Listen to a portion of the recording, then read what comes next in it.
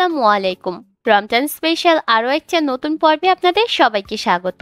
আজকের পর্বে তৈরি করে দেখাবো কাঁচকলা দিয়ে মজাদার কাটলেট রেসিপি। আর এই কাটলেটগুলো তৈরি করার পর খেতে অনেক বেশি টেস্টি হয়। আশা করছি আপনাদের সকলের কাছে রেসিপিটা ভালো লাগবে। কাঁচকলার কাটলেট তৈরি করার জন্য আমি এখানে 3টা কাঁচকলা ব্যবহার করেছি। আর কলাগুলোর সামনের আর পিছনের অংশ কেটে নিয়ে এগুলোকে ভালোভাবে পানি দিয়ে পরিষ্কার করে নিয়েছি। সেই সাথে আমি 2টা আলুও নিয়ে নিয়েছি। এবার এই কাঁচকলা আর আলু আমি একটা পাত্রে নিয়ে নিচ্ছি। আর নিয়ে নেওয়া হয়ে গেলে এর মধ্যে পর্যাপ্ত পরিমাণ পানি দিয়ে দিচ্ছি। সেই সাথে এর মধ্যে সামান্য একটু লবণ দিয়ে দিচ্ছি। এবার এই কলাগুলোকে ভালোভাবে সিদ্ধ করে নিতে হবে। আর অবশ্যই ভালোভাবে সিদ্ধ করতে হবে যাতে করে আলুগুলোও ভালোভাবে নরম হয়ে সিদ্ধ হয়ে যায়।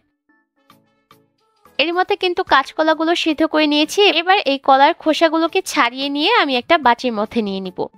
আমি কলা আর আলুর খোসা ছাড়িয়ে একটা বাটির মধ্যে নিয়ে নিয়েছি। এবার খুব ভালোভাবে এই কলাগুলোকে চটকে নিতে হবে, সেই সাথে আলুগুলোকেও চটকে নিতে হবে।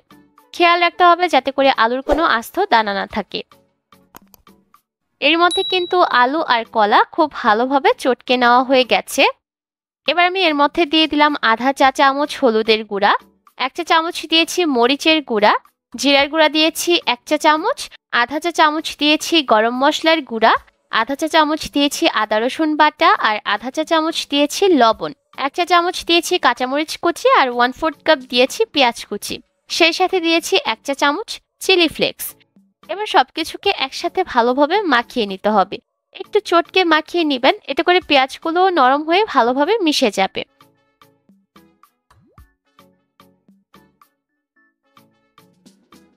ভালোভাবে এই মিশ্রণটা মাখিয়ে নেওয়া হয়ে গেলে এবার হাতটাকে পরিষ্কার করে নিচ্ছি।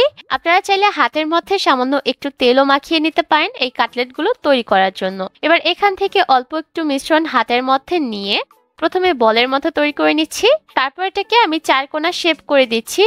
আপনারা চাইলে গোল আকৃতির করেও এই কাটলেটগুলোকে তৈরি করতে পারেন, তবে 4 কোণা শেপ করে তৈরি করলে কাটলেটগুলো দেখতেও ভালো লাগে আর খেতেও ভালো লাগে। একইভাবে করে সম্পূর্ণ মিশ্রণটা দিয়েই আমি এভাবে করে শেপ তৈরি করে নিব। এবার একটা বাটির মধ্যে আমি একটা ডিম ভেঙে নিয়েছি, এর মধ্যে দিয়েছি সামান্য একটু লবণ। এবার ডিমটাকে খুব ভালোভাবে ফেটিয়ে নিতে হবে যাতে করে ডিমের সাদা অংশ আর কুসুম একসাথে ভালোভাবে মিশে যায়। ভালোভাবে ডিমটাকে ফেটিয়ে নেওয়া হয়ে গেলে এবার একটা একটা করে কাটলেট এভাবে করে ডিমের মিশ্রণের মধ্যে চুবিয়ে নিতে হবে। তারপর ব্রেড ক্রাম্বের মধ্যে গড়িয়ে নিতে হবে। আপনারা চাইলে ব্রেড ক্রাম্বের পরিবর্তে টোস্ট বিস্কিটের গুঁড়াও ব্যবহার করতে পারেন। আর একটু এভাবে করে চেপে চেপে আটকে দিতে হবে। আর খেয়াল রাখতে হবে যাতে চারিদিক থেকে ব্রেড ক্রাম্ব এই কাটলেটের গায়ে আটকে যায়। একইভাবে করে সবগুলো কাটলেট তৈরি করব আর এগুলোকে ভাজতে চলে যাব। ভাজার জন্য চুলায় পর্যাপ্ত পরিমাণ তেল আমি মিডিয়াম হাই হিটে গরম করে নিয়েছি। এবার একে একে কাটলেটগুলোকে তেলে ছেড়ে দিলাম। এই পর্যায়ে কিন্তু তেলটাকে খুব ভালোভাবে গরম করে নিতে হবে, তা না হলে কিন্তু কাটলেটের গায়ে যে ব্রেড ক্রাম্বের কোটিং সেটা খুলে যেতে পারে। আর যখন একটা সাইড ভাজা হয়ে যাবে তখন এই কাটলেটগুলোকে উল্টে দিলাম। যেহেতু আলু আর কাঁচকলা খুব ভালোভাবে সিদ্ধ করে রেখেছিলাম, তাই এই কাটলেটগুলো ভাজতে কিন্তু খুব বেশি একটা সময় লাগবে না। চুলার আঁচ মিডিয়াম হিটে রেখে 3 থেকে 4 মিনিটের মতো ভাজলেই দেখবেন এর মধ্যে সুন্দর একটা লালচে বাদামি রং চলে এসেছে। আর ঠিক সেই পর্যায়ে এই কাটলেটগুলোকে চুলা থেকে নামিয়ে নিতে হবে।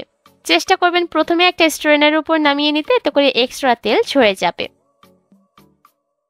খুব সহজে কাঁচকলা দিয়ে এত মজার একটা কাটলেট তৈরি করা যায়, সেটা আপনারা বাড়িতে ট্রাই না করলে বুঝতে পারবেন না। যারা কাঁচকলা পছন্দ করেন তারা চাইলে এই রেসিপিটা ট্রাই করে দেখতে পারেন। আমার বিশ্বাস আপনাদের কাছে ভালো লাগবে।